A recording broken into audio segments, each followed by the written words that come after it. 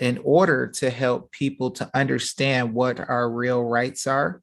So this is going live on YouTube right now. I don't know if I can keep it up on YouTube. I may have to put it to Rumble in order to keep this thing, as you guys know how YouTube likes to do with me when it comes to getting out truth. I need you guys to please share this all over. This is going to be very important.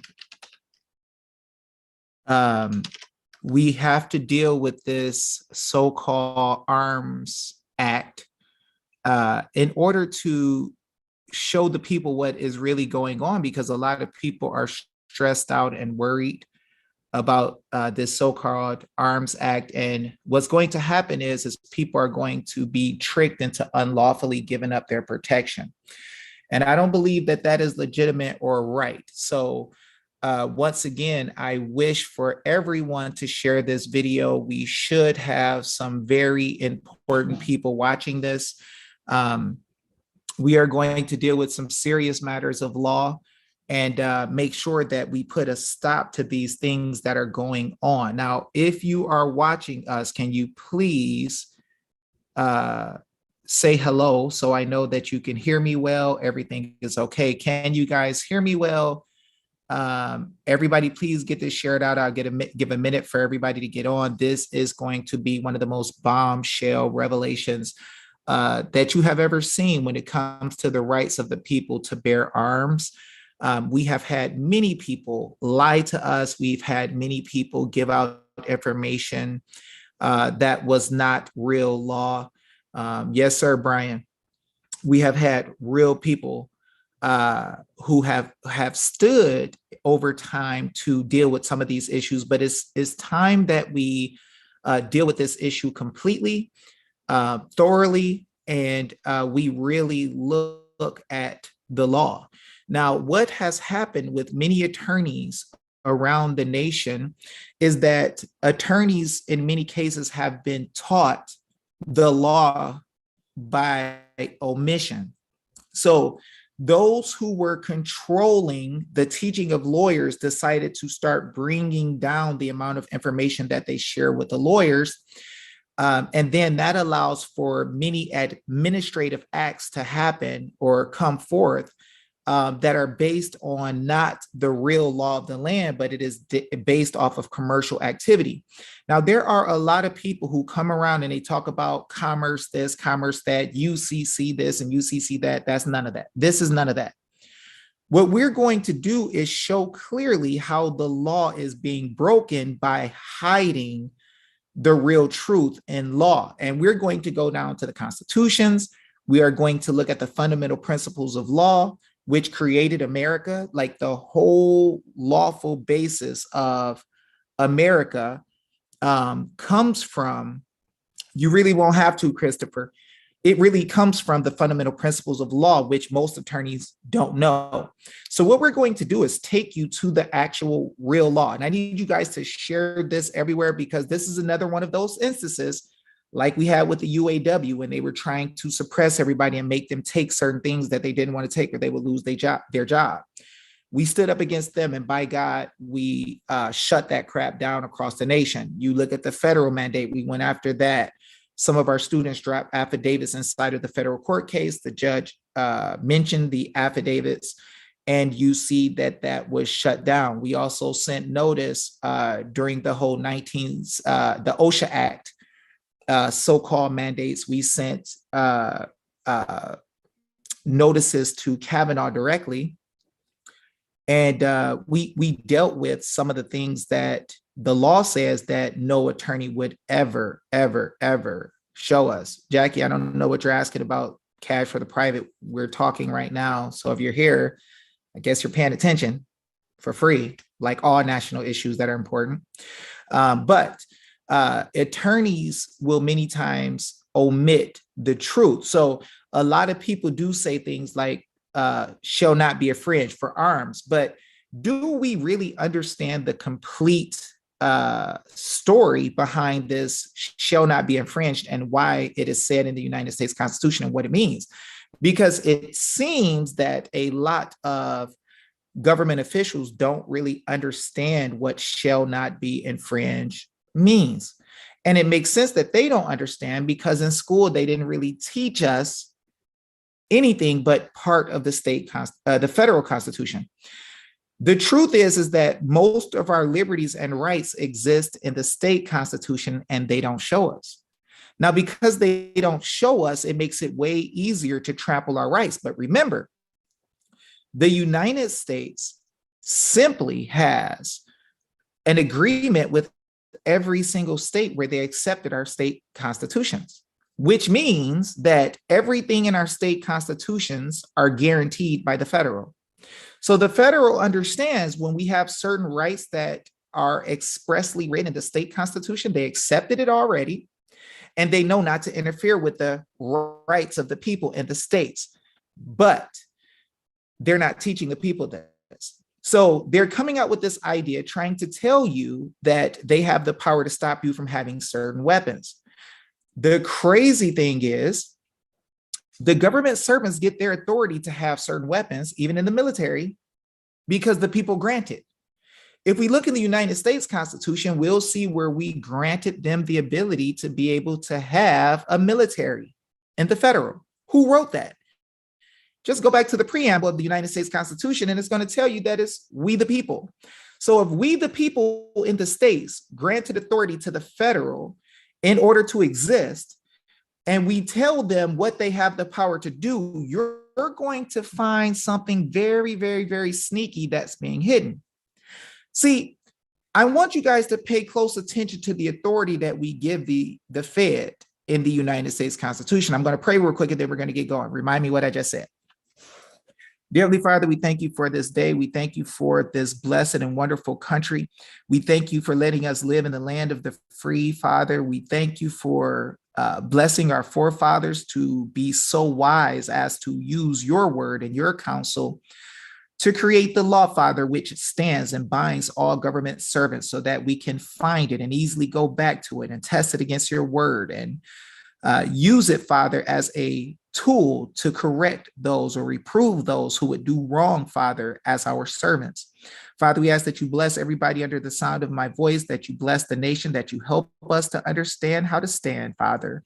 And with this, we just thank you for all you do, and we thank you for all the victories you have given us. It's in Jesus' name we pray. Amen. Okay, now we're going to get ready to drop some extreme smoke on this stuff. Now, first thing we're going to hit is the United States Constitution so we can get an understanding of what powers we gave them. Now, a lot of times people tell you that the government has the authority to tell the people what to do. The government has the authority to do this or that. What's really happening is they are teaching you the law backwards. The government doesn't give anybody any power when it comes to the people. The people actually created the United States government. And if you don't believe me, let me just clearly show you, right? Let me know if you guys can see the screen. We're looking at the preamble of the United States Constitution. Preamble, we're looking at Cornell Law School, Legal Information Institute. Now let's clearly look together and see what we have been blessed with. Preamble. We, the people of the United States. So let's stop, guys, and understand that the government of the United States could not exist by itself. It had no power. It had no seats for office. It had no authorities delegated. We, the people, had to come together as common people in the states and decide to create a more perfect union and create this thing called the United States. So let's just understand that they didn't create us. They don't give us any power. They could not exist without us. And we decided to create a United States. And I'm going to show you the purpose why we did it from your forefathers. Don't believe any attorney. Let's just look at what's written. We, the people of the United States, in order to form a more perfect union. So there was already a union. We just decided we need a more perfect union. establish justice, ensure domestic tranquility, provide for the common defense. We wanted to make sure there was a military so all the states could have security quickly and easily because it came from a common source. Promote the general welfare, not your private welfare, general welfare, and secure the blessings of liberty. See, liberty is the ability to do what you wish to do as long as you're not harming another without restraint or government intrusion. To secure the blessings of liberty to ourselves and our posterity, do ordain and establish this Constitution for the United States of America. So we created the Constitution for the United States of America. We granted authority. Now, in order to understand this, we have to understand how trust or associations are created. Anybody who has an association or trust will clearly understand what's happening here. But for the others, we have to make sure you understand. So when you create an association or a trust, and it's an express trust, we have to expressly tell what powers and authorities we are giving to the government servants or the servants inside of the trust. And we also have to tell what rights the beneficiaries have. So the only powers that government has in a trust is the powers or are the powers that the people give them, right? So let's look deeper. This is going to get heavy. In the United States Constitution, we give the power to the legislature in Article 1, that's here on the page, Section 8. So let's click it. Now, we're going to see some of the things that we give them power to do. And this is going to come down. I'm going to show you guys clearly this gun bill is a bunch of bull, a bunch of garbage. Don't trust them because they're lying to you. And when we force them to show us exactly what they mean and what their words are saying is going to show quickly that they are lying. Watch this. The Congress shall have the power. Now, guys, understand that we, the people, your forefathers that are just like you, regular people, have decided to let the government have some powers. And they said that Congress should have the power to lay and collect taxes, duties, imposts, and excises to pay the debts and provide for the common defense and general welfare for of the United States. But all duties, imposts, and excises shall be uniform throughout the United States. Now, watch what else they can do. Watch this. Pay close attention. To borrow money on the credit of the United States. Now, here's where it's going to get super heavy and super deep. I want you to remember this and keep it in your mind because you are getting ready to see the demise of any type of statute or law that wants to even act like it has the power to take the rights from the people. It is going to fall by God. Now, watch this. We gave Congress the power to regulate commerce with foreign nations and among the several states and with Indian tribes. Now, the question I have for you guys is, what did that leave out? When it says you can regulate commerce with the foreign nations and among the several states and the Indian tribes, it is speaking clearly of certain groups of people. Foreign nations is going to be foreign commerce, doing business from nation to nation, right? So when you guys go out and buy a gun, what does that have to do with different nations? And among the several states, if you buy a gun in your state for yourself, what does that have to do with other states? And with Indian tribes? I'm going to take a guess and say 99% of you are not Indian tribes. So if we granted them the power to regulate commerce just means to make it regular, to make sure that things are equal, like God said in the Bible, equal scales, justice, equity, not cheating, right? So real quick, if you have the power to regulate commerce, and this is an express trust, the Constitution is an express trust. We tell them in express written consent what they have the power to do. Did this say that you have the power to prohibit commerce? Did this say you have the power to prohibit commerce, stop commerce, shut down commerce. It didn't say that. It didn't say that. So one thing that we will also understand is we gave them another authority. We allowed them to make rules, and this is where all these executive orders come from. It says to make rules for the government and regulations of the land and naval forces. Quick question.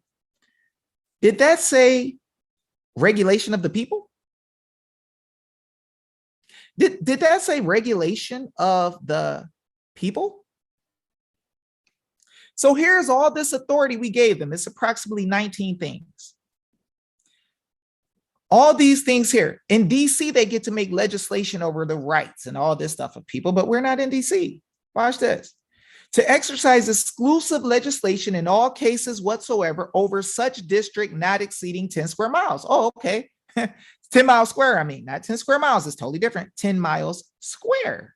So they got DC, this little place that's 10 miles square, and they can write legislation over them in whatever matter necessary, but not over the 50 states. Watch this. As made by session of particular states and the acceptance of Congress become the seat of government of the United States, and to exercise like authority over all places purchased by the consent of the legislature of the state in which the same shall be for the erection of forts, magazines, arsenals, dockyards, and other need for buildings, federal places where they store weapons.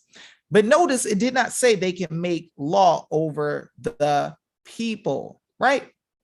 So when we deal with real law, we need to understand what it is that we are talking about.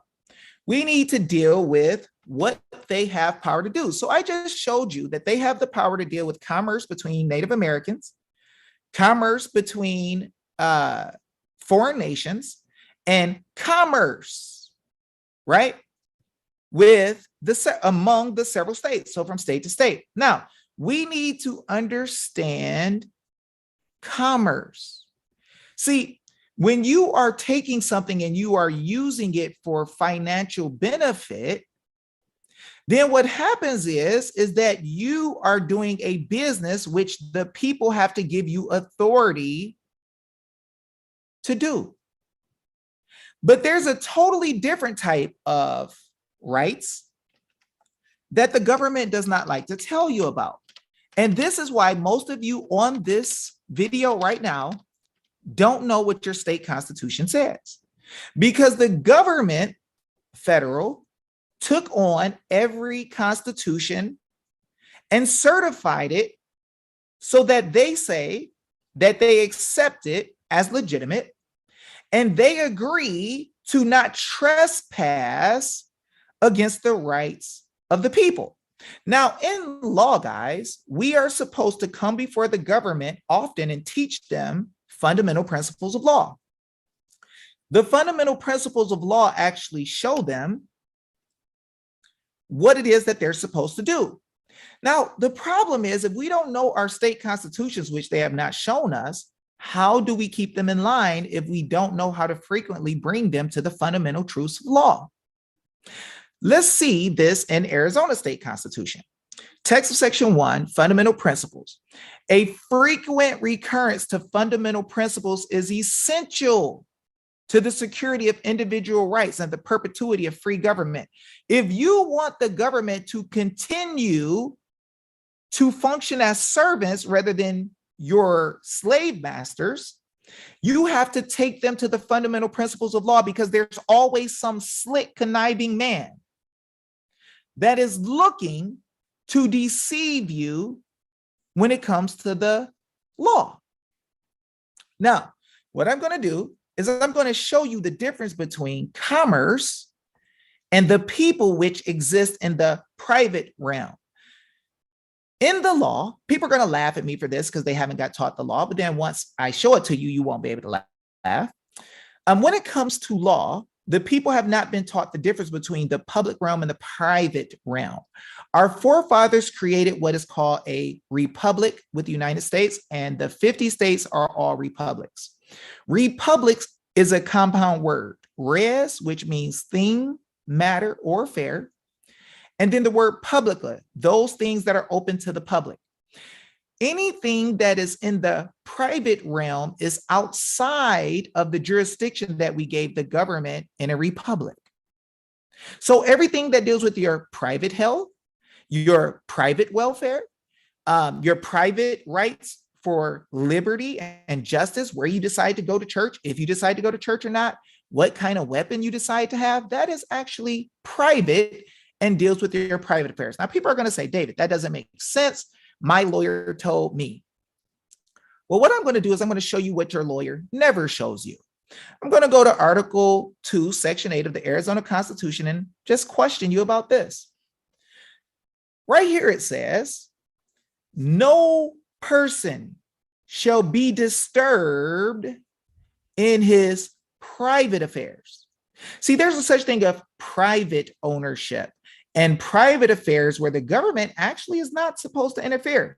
And this does not just mean in your house. I'll prove it.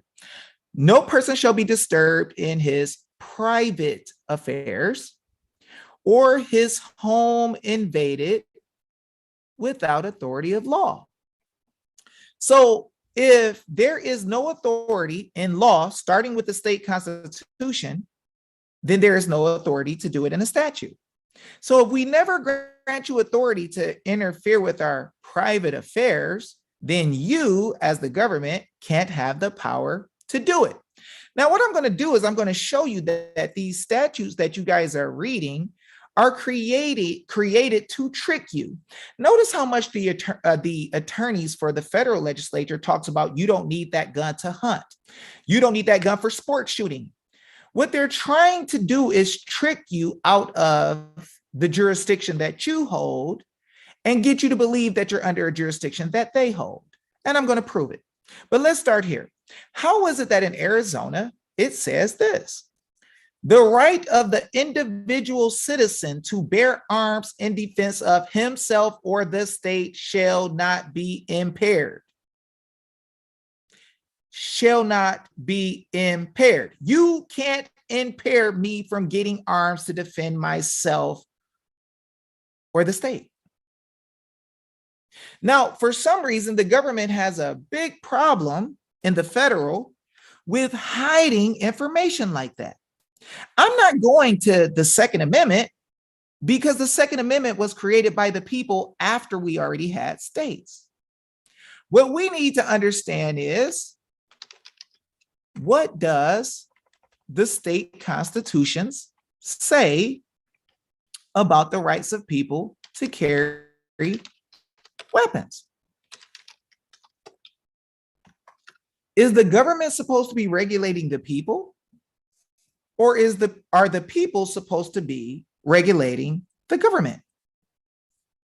See, I don't give a darn about keeping a gun for sports shooting and hunting and game and trap life and all this stuff. I want to deal with the rights of the people that was already declared in the states that the government agreed to. Watch this. That the people of this state have the inherent sole and exclusive right to regulate the internal government and police thereof. It is our duty to regulate them. They are trying to trick you. And to alter and abolish their constitution and form of government whenever they may deem it necessary, not every 4 years. See, the gentleman, the governor from Florida, DeSantis, just showed you guys that when an attorney general does not want to prosecute, or a district attorney or whoever it was, he shut him down on the spot and said, you can't, you're suspended. If you won't follow the law that you swore an oath to protect, your anus is gone. That simple. That simple. You're not in the public because you go out in the front door. You still have private affairs. That's law. Power of the people over internal affairs. So if it says that the people have the right to regulate their internal government and police thereof, which that word comes from policy, the policies that they make, and to alter and abolish their constitution. Guys, if we could alter and abolish our constitution at will and from the state on up, because the one who creates the document has the power to change it. So if we created the state constitutions and we created the federal constitution, who in the world tells us that we have to wait for the government to decide that they want to follow it? It's trickery. But we have the power to alter and abolish our form of government whenever we may deem it necessary to their safety and happiness. If you guys aren't happy and you don't feel safe, do you have to continue to deal with this foolishness where people are attacking your rights with everything they can from every different angle, right? We don't have to stand for it. All we have to do is come together as a people and decide that we're tired and we want to fix it. That simple. Now, what I want to do is I want to look at some of the things that the government has guaranteed the people of. Watch this. That the right of every citizen to keep and bear arms, ammunition, and accessories typical to the normal function of such arms in defense of his home, person, family, and property, or when lawfully summoned in the aid of the civil power, shall not be questioned. See, a lot of y'all are hearing that people say that they could take your guns away. And then the first thing you do is say, oh my gosh, I got to give up my weapons and I got to do what they tell me to do because they said that we have to do this. But we know darn well that it is oppression and tyranny and foolishness. When BLM and Antifa ran across your states, throwing bricks in your houses, first question you got to ask is, where did these low-life bums get the ability to get gas money to get into your neighborhoods? And then you need to ask, who the freak paid for buses for them to throw bricks through your windows? And then I want you to think, the same people who are busing them into your neighborhoods and dropping bricks off with city cones around them, they're not trying to protect you, and you shouldn't let them protect you. You have a liberty interest in protecting your life, property, and freedom. No government official can go against that. And what they're doing is they're trying to use racial games where they say you're a white supremacist if you like guns. You're this and that, and they're trying to get every other culture to stop you from standing up for your rights, where people are trying to attack your life, liberty, and property. Now, I'm going to show you guys how we knock down this complete foolish gun legislation, how it's a hoax. It never had anything to do with what you thought it did. And I'm not going to just say it. I am going to prove it. But let's continue. Text of section 2. Absolute and arbitrary power over the lives, liberty, and property of free man exists nowhere in a republic, not even in the largest majority. Listen, I don't give a darn how many people are voting saying that they took your right away to have certain weapons and clips and stuff like that. I'm telling you, they were not voting on what you think they were voting on. They were voting on something else. See, they make you think that they made a law to cover all people, to say that, look, people, you can't have this as a free man that is a lawful person. You can't have this. This is the trickery that they use. Now, I'm going to show you something in Kentucky Constitution that tells you that anything you have a right or liberty in the state constitutions, anything, the government has absolutely zero authority to interfere with it or take it away. Let's look at text of section 26. To guard against the transgression of the high powers which we have delegated, we declare that everything in this Bill of Rights is accepted out of the general powers of government. I hope y'all understand what that meant. And shall forever remain inviolate. So what is this saying? This is saying that anything that we put that is our right in the constitutions, and all people have equal rights in every state. So any one of you see anything in one of these bills or declarations of rights in any state, it's all your rights too. Now watch what it says. And all laws contrary thereto or contrary to this Constitution shall be void. So anytime anybody writes any statute that says that they could take away any power in any state constitution, they've lied to you. Now, you don't want to believe me because I'm a nobody. But what you do want to do is see if I can prove what I say. So we're going to look at the case called Miranda versus Arizona, 384 US 436. It was 1966. We're going to click on case. We're going to go down to page 491, and we're going to see if I'm telling the truth, that if there is a right that's secured in the Constitution reserved by the people, the government has no legislative power over it at all, and they also can't make any rules against it.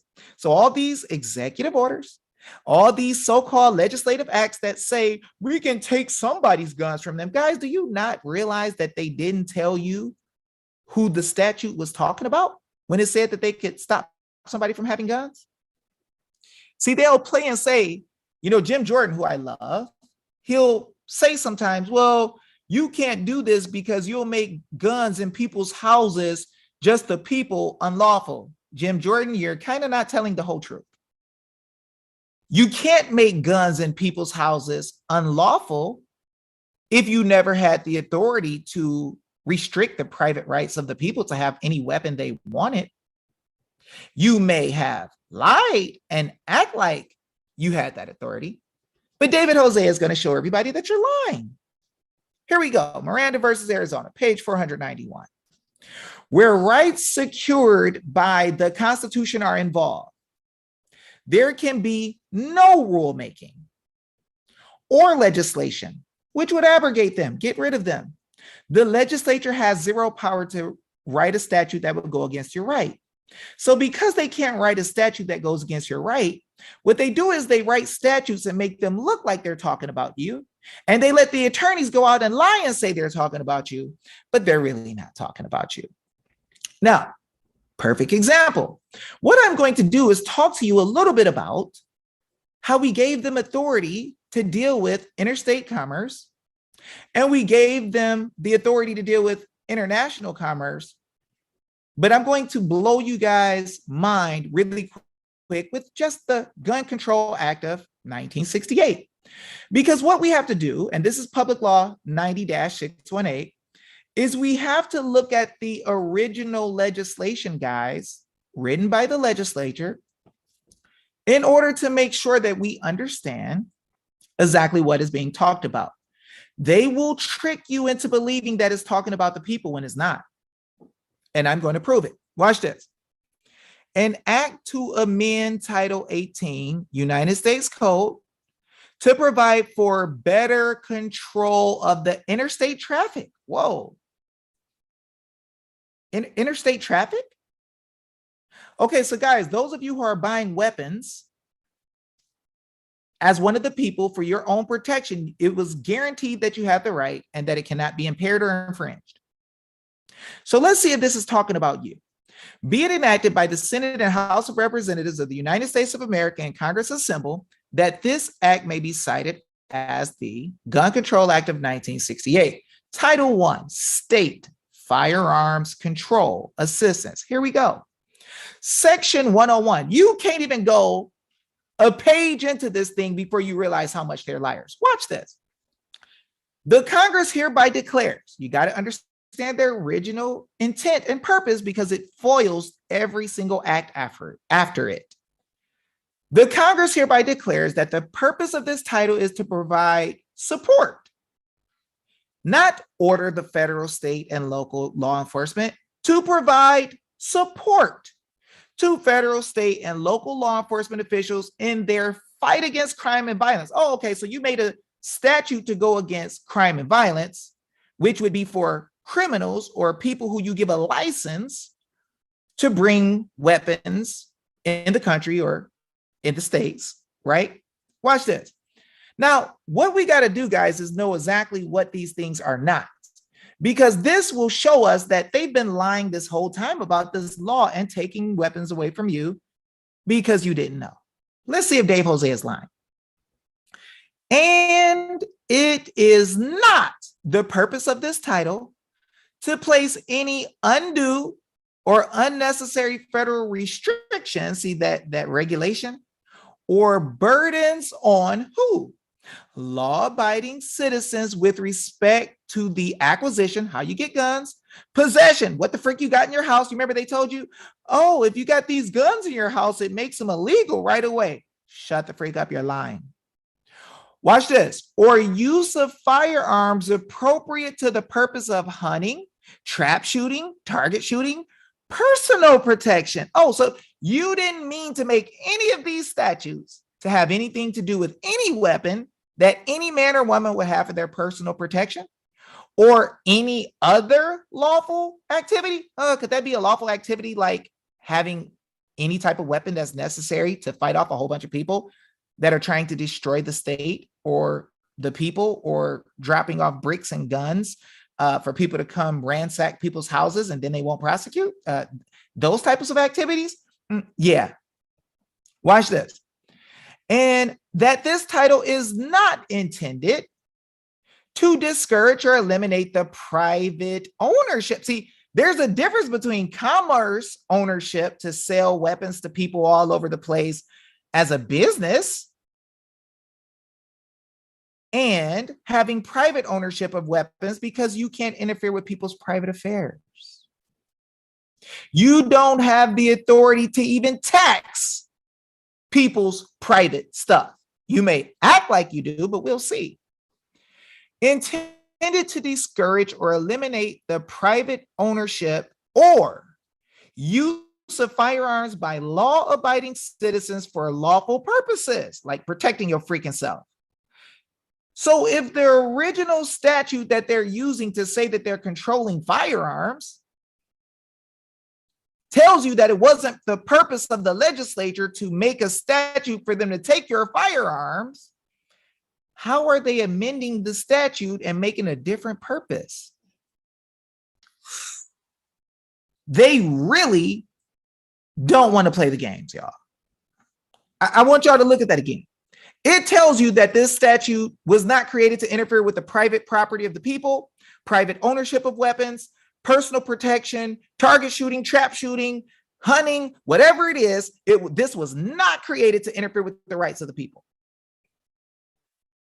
So they wrote in the statute that they used to start all this bull that it was not meant to do this, so that when attorneys change it later, if you don't go back and look and see, you got a problem. You got a problem if you don't go back and look and see. Now let's just look at definitions, unlawful acts, licensing. Look, definitions. The term person, does that mean one of the people in the states? No. Let's see. The term person and the term whoever include any individual. That's not an individual man or woman. That's an individual business entity, because the rest of them are business entities. Let's see. Corporation, company, association, firm, partnership, society, or joint stock company. Those are the ones who have to get the right to do this by statute, not the people. Let's go deeper. The term interstate and foreign commerce. You remember I showed you on Article 1, Section 8, they have the power to deal with interstate and foreign commerce, not the property and the rights of the people and their ability to possess property. Watch this. Includes commerce between any place in a state and any place outside of that state, or within any possession of the United States, not including the Canal Zone or the District of Columbia, but such term does not include commerce between places within the same state. So if you freaking go buy a gun in your state, it wasn't even talking about you. But through any place inside of that state. The term state includes the District of Columbia, Commonwealth of Puerto Rico, and possessions of the United States, not including the Canal Zone. That's not the 50 states. That's not the 50 states. It told you what it includes.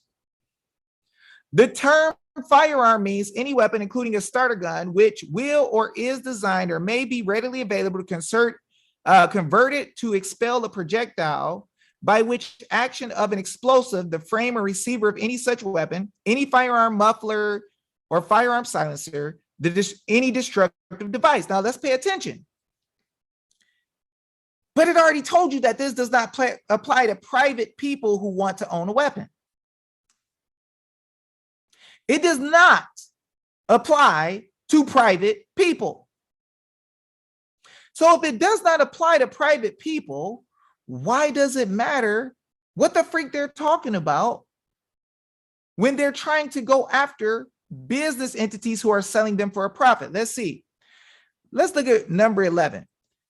10. The term manufacturer means any person. What does person mean? Individual entity, cooperative entity, LLC, S Corp, C Corp, trust, that's government created, right?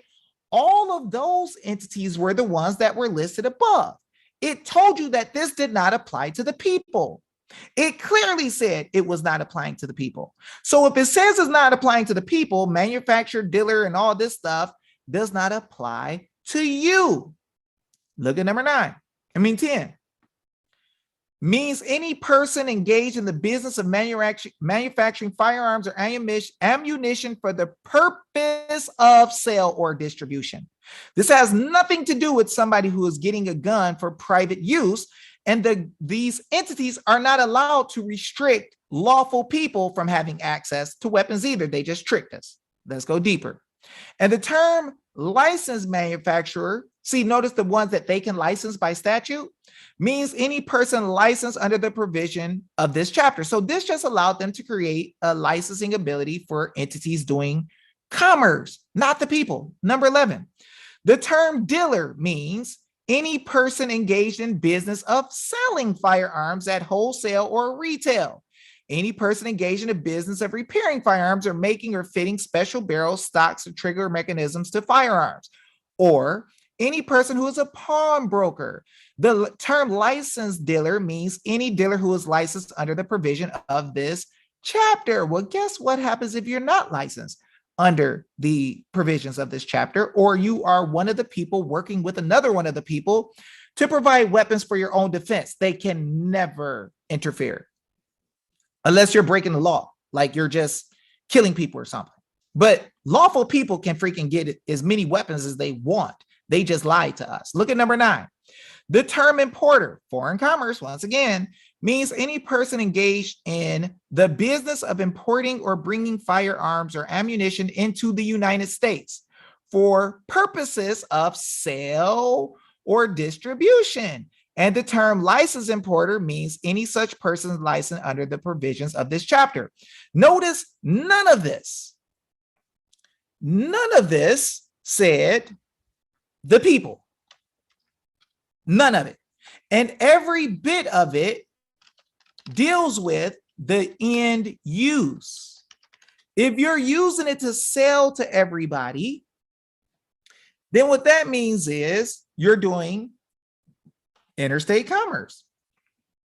If you're using it to sell within the several states, that's interstate commerce. Foreign commerce was the first one, I'm sorry, if you're importing. So what we need to understand is, and we're going to look at Arizona Constitution. I'm going to show you guys the difference between if you have property that is household goods that is not used for commerce and property that is commercial stuff that's used to move forward some special type of commercial business. Now, they laugh at people in the law world who say this, but what I like to do is go to the dang law and explain exactly what the freak I'm talking about and dare anybody in the whole world to challenge it. Because what I'm going to do is I'm going to show you that the people are in a totally different class than these ones who are doing commerce or even using something for commerce. See, the government should not be taxing you when you're using something for the private use of the people as a household good.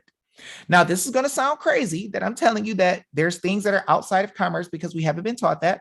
But then I'm going to show you what the state constitutions our forefathers created to lock this stuff down.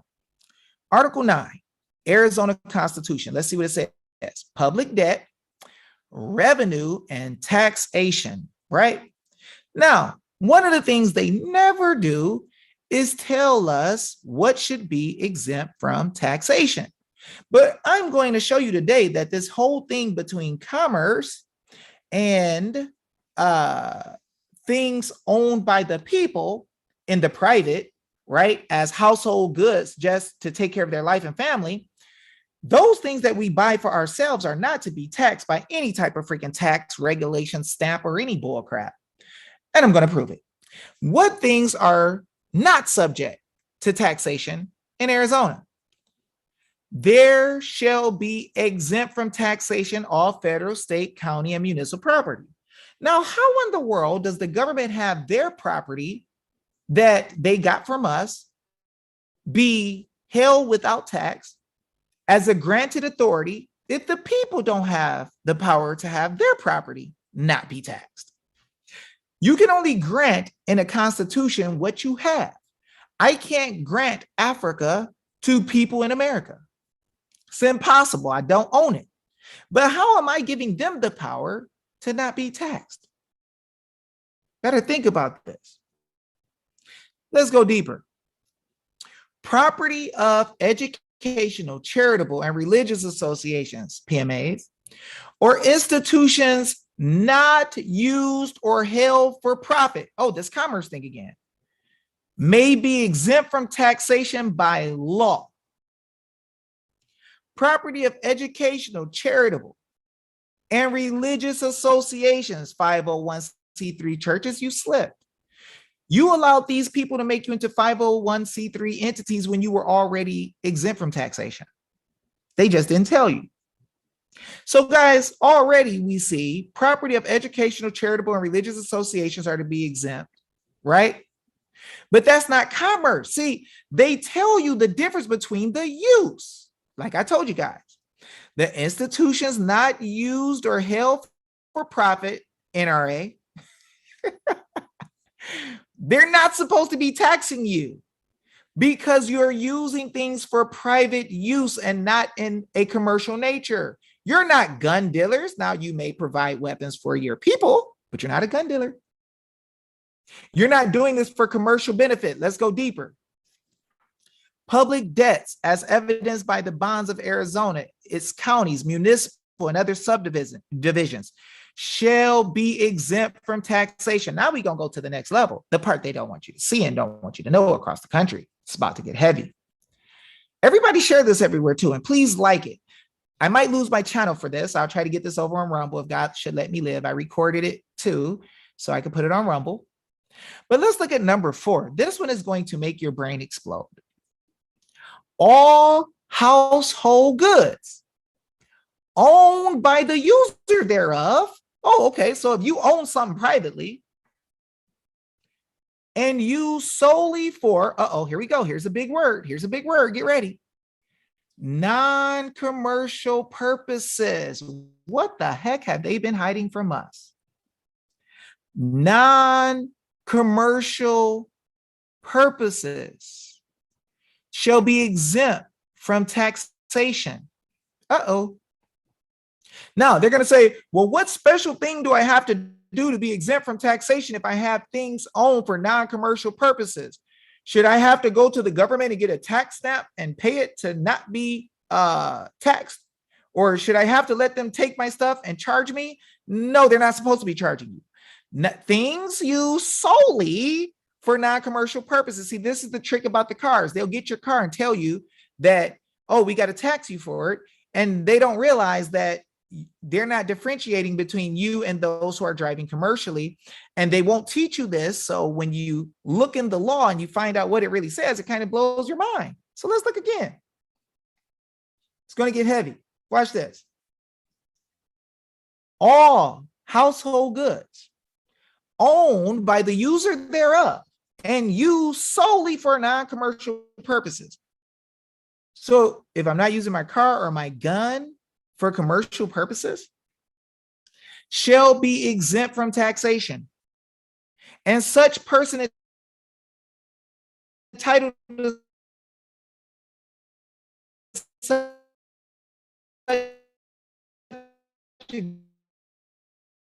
exemption shall not be required to take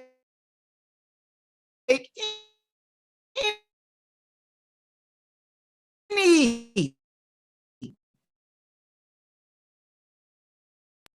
affirmative to receive the benefit of such exemption, meaning I can have it and it's none of your freaking business, government.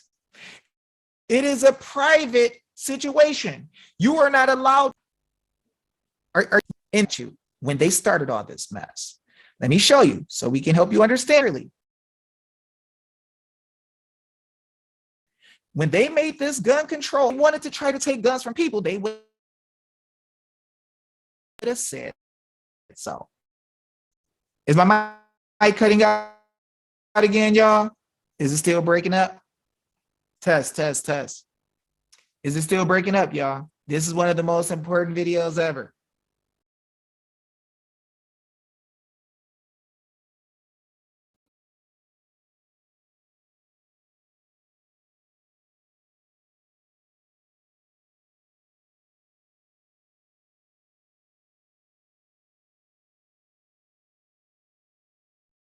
Can y'all hear me again?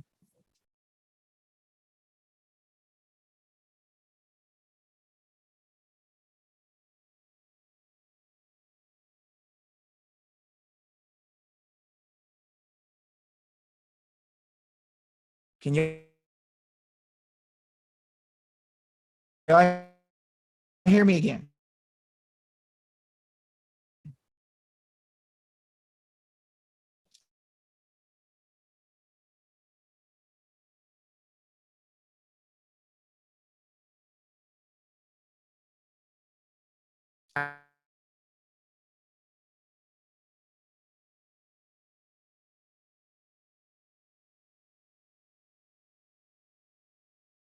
I need y'all to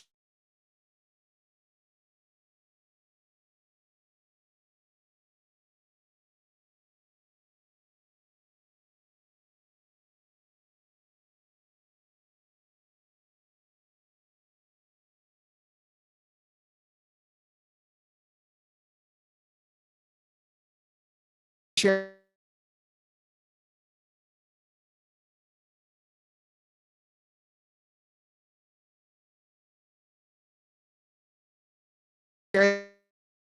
this